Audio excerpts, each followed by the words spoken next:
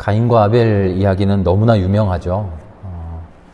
이 이야기에 대한 여러 가지 해석 중에 한때 매우 인기 있었던 해석이 있어요. 그것은 뭐냐면 히브리 백성들은 유목민들입니다. 유목민의 후손이죠. 그들은 인류 최초의 범죄를 묘사하면서 자기들과 경쟁 관계에 있는 문화, 농경 문화의 사람들을 가해자로, 범죄자로 상정해 놓았다는 겁니다.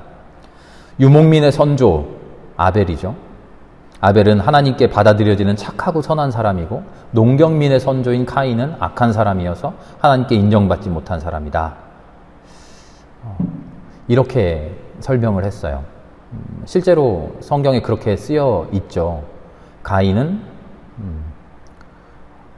농부가 되었고 아벨은 유목민, 양치기가 되었으니까요. 그러나 아담과 하와가 구체적인 한 인간인 아담, 한 인간인 하와의 이야기가 아니듯이 카인과 아벨 이야기도 구체적인 인간 카인, 인간 아벨의 이야기가 아니죠. 카인과 아벨로 대표되는 모든 사람, 보편적인 인류의 이야기입니다. 가인은 농경민의 선조다. 그래서 모든 농경민의 후예는 악하다. 그런 이야기도 물론 아니고요.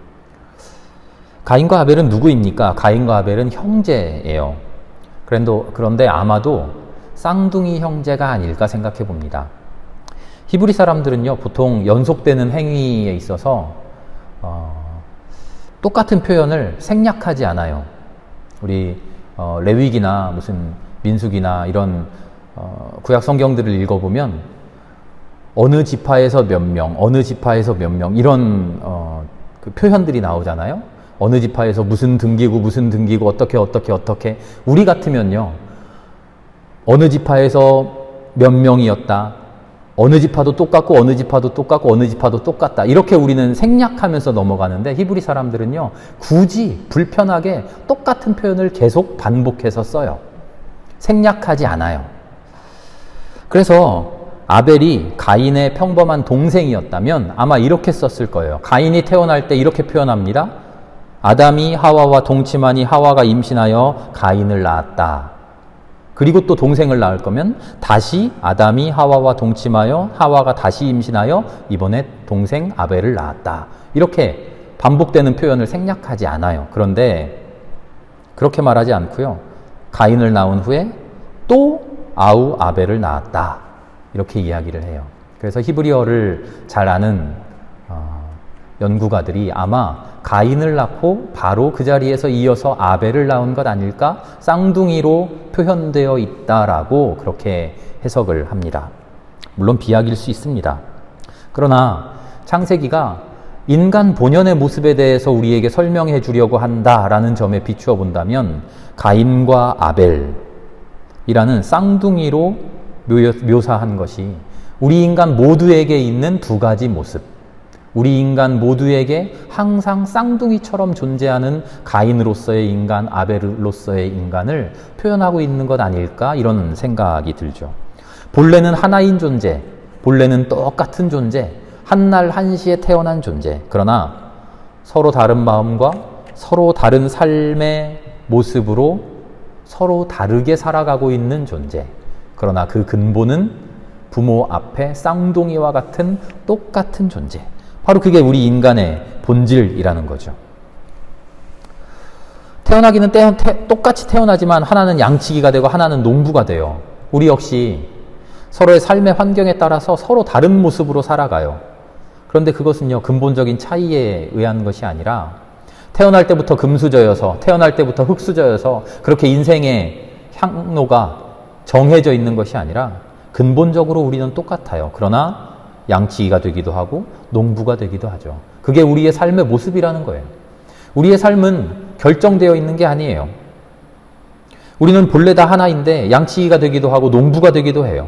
지금 서로 다른 모습으로 살아가고 있지만 그 모습으로 인해서 서로를 규정하고 서로를 정죄하고 서로를 비판해서는 안 된다는 거죠. 오히려 그 차이로 인한 갈등이 잘못된 사실이라는 것을 지적하고 비판하고 있죠.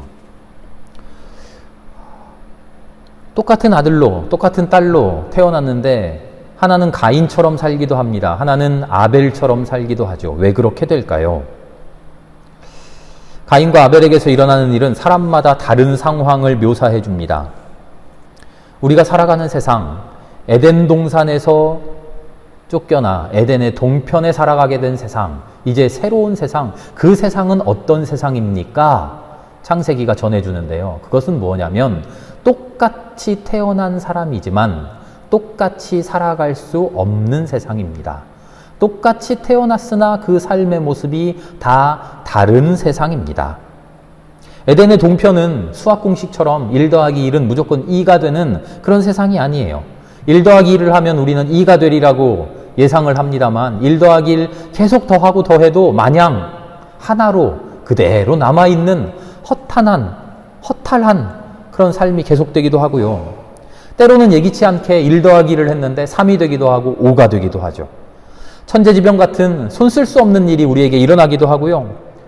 때론 누군가 악한 의도를 가지고 우리에게 해를 끼치기도 하죠.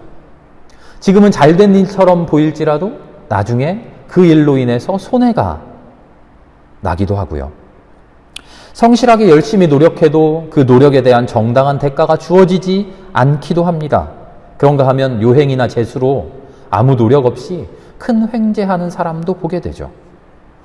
세옹지마, 전화위복 이런 상황들을 다 표현한 말 아닙니까? 유능하고 의로운 인물이지만 한 맺힌 생애를 비참하게 마감하기도 해요. 이유 없는 고통과 이유 없는 가난이 우리의 삶을 기습하죠. 하나님이 그저 똑같이 베풀어 주셨던, 똑같이 은혜를 나누어 주셨던 에덴 동산 같은 그런 삶이 아니라는 거죠.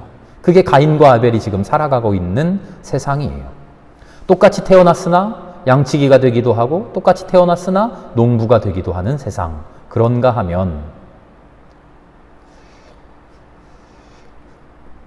똑같이 정성 다해 살았는데 똑같이 정성 다해 하나님께 예배드렸는데 누구는 받아들여지기도 하고 누구는 거절되기도 하는 세상. 누구는 인정받기도 하고 누구는 좌절하고 실망하기도 하는 세상. 고대인들은, 특별히 하나님을 믿었던 신앙인들은 이 모든 일들을 하나님의 섭리로 고백했습니다. 하나님의 결정으로 받아들였죠. 하나님의 결정이고 하나님의 선택인데 왜 그렇게 선택하시고 하나님 왜 그렇게 결정하셨는지 이유를 몰라요. 이유를 몰라서 우리 스스로 납득할 수 있는 이유를 생각해냈어요. 그것은 뭐냐면 우리는 모르지만, 우리는 알지 못하지만 무언가 하나님 앞에 잘못했겠지. 그래서 당연히 카인은 무언가 잘못했을 것이야. 성경에는 전혀 잘못한 일이 나오지 않습니다만 무언가 잘못했으니까 하나님이 받아들여 주지 않으셨겠지. 아벨은 무언가 선한 일을 했으니까 하나님이 그 제사를 기쁘게 받아주셨겠지. 그렇게 생각하죠. 그러나 성경은요, 카인이 악한 일을 했다 말하지 않아요. 아벨이 선한 일을 했다 말하지 않아요. 카인이 악해서 그의 제사를 거절했다 말하지 않고요. 아벨이 착해서 그의 제사를 받아주셨다 이야기하지 않아요. 카인과 아벨의 제사에 대한 하나님의 반응은 누구는 받아주시고 누구는 받아주지 않으시는 그 하나님의 야속한 행동은 수학 공식처럼 딱 떨어지지 않는 에덴 동편에서의 삶의 정황, 그것을 우리에게 설명해 줍니다. 이제 에덴 동산 같은 그런 삶은 우리 앞에 없습니다. 똑같이 태어났지만 누구는 양치기가 되기도 하고요. 누구는 농부가 되기도 합니다. 똑같이 태어났어도, 똑같은 생명으로 태어났어도 누구는 잘 되고 성공하고요. 누구는 잘못되고 실패하기도 합니다. 때로는 하나님 앞에 받아들여지는 것 같기도 하고요. 때로는 하나님이 거절하는 것 같아요. 우리의 잘못 하나 없는데도 말이죠. 그게 우리가 살아가는 삶의 현실입니다. 창세기는 가인과 아벨 이야기를 통해서 우리에게 이 냉혹한 현실을 이야기해 줍니다. 이런 하나님을 두고 잘 모르는 사람들은요, 기독교의 하나님은 참 냉혹하다, 이상하다, 불완전하다, 제멋대로다, 아무 이유 없이 카인은 미워하고 아무 이유 없이 아벨만 좋아했다. 그러니까 카인이 질투나고 범죄하는 거 당연한 일 아닌가? 이렇게 이야기하는데요. 거꾸로 오히려 이 예측할 수 없는 하나님의 반응, 이게 하나님의 위대하심인 것이죠. 일부 저급한 종교들, 사이비 종교들, 그 종교들의 한계는 오히려 여기에 있어요. 특정한 신을 믿기만 하면 이렇게 해줍니다. 이렇게 행동하기만 하면 됩니다. 부적을 쓰기만 하면 돼요. 굿을 하기만 하면 됩니다. 하고 확실한 것을 항상 약속해 줍니다. 확실한 약속을 해주시는 분은 하나님은 아니에요. 하나님은 그런 확실한 약속 해주지 않으셔요. 확실한 약속은 사이비에만 있죠. 그리고 그 약속은 대부분 이루어지지 않죠. 교회의 이름을 쓰고는 있지만 사이비와 다를 바 없는 그런 이야기를 하는 일부 기독교들도 있습니다. 교묘하게 성경을 왜곡해서요. 하나님이 하지 않으신 말씀을 하나님의 말씀처럼 사람들을 홀리죠. 14만 4천에 들어가기만 하면 됩니다. 율법을 지키기만 하면 됩니다. 기도하기만 하면 우리의 삶이 풀립니다. 헌금하기만 하면 형통합니다. 그런 확실한 약속, 공식처럼 이루어지는 세상으로 초대하는 것은 진짜 신앙이 아니에요. 절대 이루어지지 않는, 공식처럼 딱딱 들어맞지 않는 이 세상의 아이러니, 그 세상 앞에서 하나님 왜 이러실까? 하고 원망하고, 하나님의 법칙이 뭘까? 하고 고민하게 하는 것, 하나님 앞에 끝없이 매달려 있게 하는 것, 끝없이 하나님과 이야기 나누고 하나님의 마음을 추구하도록 하는 것, 그게 하나님이 원하시는 거죠. 그런데 그 불합리해 보이는, 우리의 눈에 불합리해 보이는 이 세상 앞에 우리는 대부분, 모든 사람들은 카인과 같은 행동을 하게 됩니다. 하고 성경이 카인의 이야기를 이어 전해줍니다. 카인은 세상이 불합리했어요. 나 잘못한 것 하나도 없는데, 나 하나님 앞에 죄 지은 것 없는데 왜 나의 제사를 받아주지 않으셨을까? 그리고 이 불합리한 세상에 화를 내기 시작합니다. 카인이 잘못했나요? 아니요, 정당해요. 불합리한 세상 앞에 화를 낼 법하죠.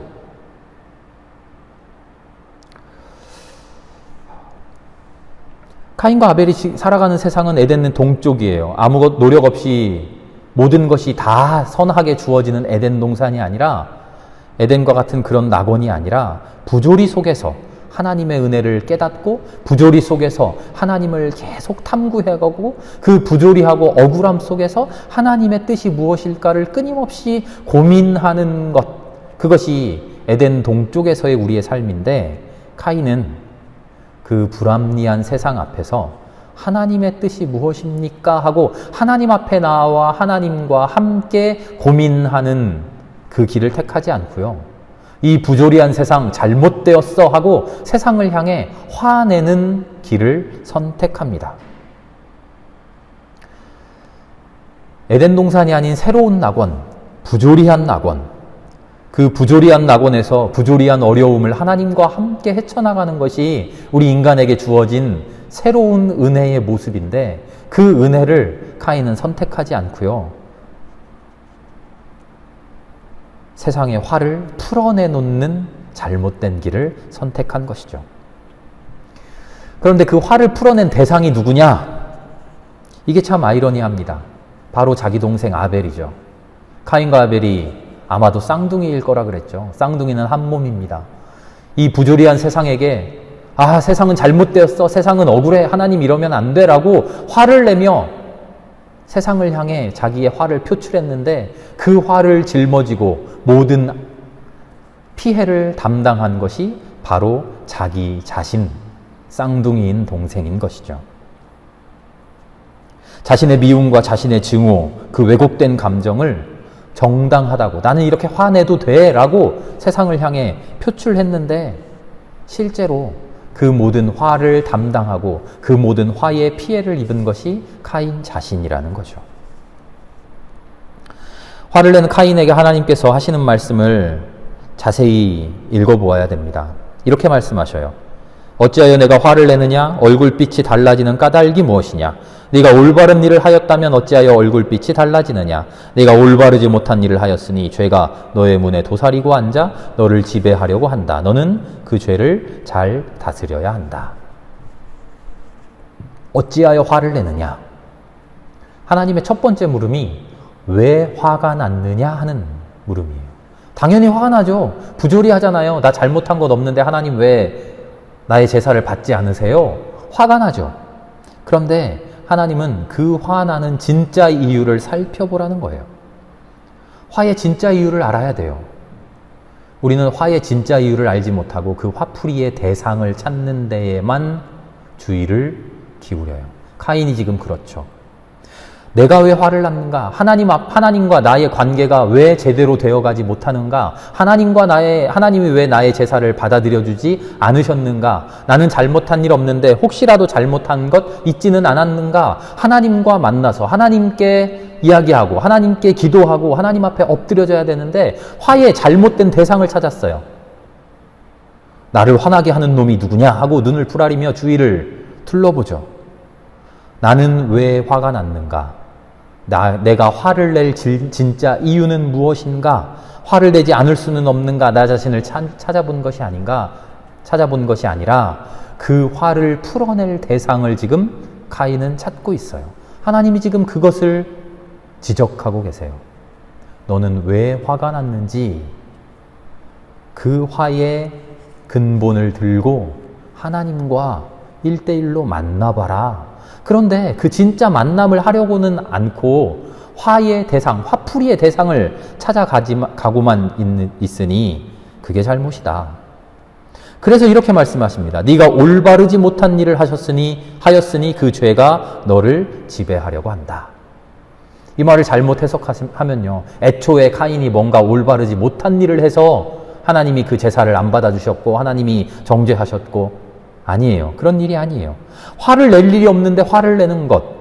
화나는 상황을 들고 하나님 앞에 그 화를 제대로 풀려고 하지 않고 화의 대상, 화풀이의 대상을 찾아가는 것. 그게 지금 네가 올바르지 못한 행동을 한다는 거죠. 세상은 애초에 부조리합니다. 세상은 애초에 1 더하기 1은 2 더하기 2는 4 그렇게 착착 공식처럼 이루어지지 않아요. 기도한다고 모든 것이 다 이루어지고 헌금한다고 예배 나온다고 모든 일이 내 마음대로 내 소원대로 이루어지는 그런 세상 아니에요. 그런데 그렇게 되지 않는다고 화를 내며 원망하고 있으니 그것이 올바르지 못한 일이라는 거죠. 그래서 이렇게 말씀하십니다. 너는 그 죄를 잘 다스려야 한다. 그 죄를 잘 다스려야 한다. 세상 앞에서 화나는 일을 화를 풀어내는 일로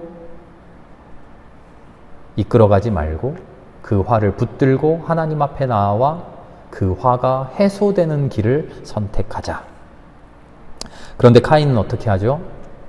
결국 아벨을 죽입니다. 세상의 부조리함을 자기 딴에는 응징합니다. 그 화를 해소합니다. 그러나 그 결과는 자기 스스로를 죽게 만들고 자기 스스로를 해치는 스스로에 대한 폭력, 자해 행위로 끝나게 마련이죠. 그랬더니 카인은 깨달아요. 아, 내가 나를 죽였구나. 온 세상이 나를 죽이겠구나. 내가 세상을 죽였으니 세상도 나를 해하겠구나. 내가 나 자신을 사랑하지 못하고 나 자신을 해했으니 누가 나를 사랑해주고 누가 나를 존중해주고 누가 나를 귀히 여겨줄까? 카인의 절망. 모든 사람들의 절망이죠. 우리 모든 사람들이 그렇게 살아갑니다. 세상은 법칙대로 되어가지 않고 세상은 열심히 일한다고 모든 것이 주어지지 않고 세상은 수학 공식처럼 착착착 진행되지 않고 그래서 어딘가 아쉬운 점이 항상 남아있고 어딘가 원망스러운 세상인데 그 세상 앞에 결국은 나의 화를 참지 못하고 죄를 짓게 되는 우리의 현실. 그럼 우리들 앞에 하나님이 자비로운 모습으로 나타나십니다. 하나님이 매정하기도 하고 세상살이가 엄혹하기도 하고 여러 가지 이유들이 있지만 결국 죄를 짓는 것은 명백한 인간의 잘못입니다. 그리고 그런 인간의 잘못은 인간 스스로를 파멸시키시죠. 그것이 우리 모든 인간의 본래적인 존재의 한계입니다. 그 한계 앞에서 자비로운 모습으로 우리를 만나주시는 하나님. 때로는 분개하기도 하고 때로는 채찍질하기도 하시고 때로는 우리를 추방시키시기도 하고 때로는 홍수로 우리를 멸절시키시기도 하는 그런 하나님. 그러나 결국 우리의 삶을 하나님의 은혜 앞으로 인도하시는 하나님. 세상의 부조리함 앞에 우리는 화가 나고 우리는 원망하고 우리는 몸부림치고 우리는 슬퍼하지만 그런 우리를 마침내 다독이시고 하나님의 은혜 앞으로 인도해 주시는 하나님. 그것이 에덴 동쪽에서의 우리 인간의 모습, 하나님의 모습이라는 거죠. 가인과 아벨 이야기의 정답은 마지막 결론은 바로 이것입니다. 감싸 안아주시는 하나님의 모습. 내가 아우를 지키는 사람입니까? 카인은 하나님께 어이없다는 듯이 물었어요. 그런데 그 물음의 대답은 무엇입니까? 진짜 대답은 맞습니다. 내가 아우를 지키는 사람입니다. 나야말로 아우를 지켜야만 하는 사람입니다. 억울하고 답답하고 화가 나고 내 아우가 미워 죽겠지만 그런 아우에게 화를 내는 게 아니라 바로 그 얄미운 아우를 지켜내는 것. 그것이 이 세상을 살아가는 정답이라는 거죠. 하나님이 카인을 보면서 얼마나 얄밉고 얼마나 밉고 얼마나 답답하고 화가 나셨을까요? 그러나 하나님이 보여주시는 하나님의 모습은 카인에게 화를 내고 카인을 죽이고 카인을 원망하는 모습이 아니라 그런 카인을 지키고 보호하는 모습이었던 거죠. 세상은 고통입니다. 세상은 부조리합니다. 지금껏 살아오면서 세상은 나에게 공정하게 대해준 것 없습니다. 열심히 살았으나 그 끝은 항상 아쉬움이었고 내가 정당한 보상 받으며 살아온 것 없는 것만 같습니다. 이 세상은 고통이고 부조리해서 그 고통을 이겨내고 그 부조리함을 고쳐야 한다고 우리는 마음속 깊이 생각합니다만 아니요, 완전히 다른 길이 있다는 겁니다.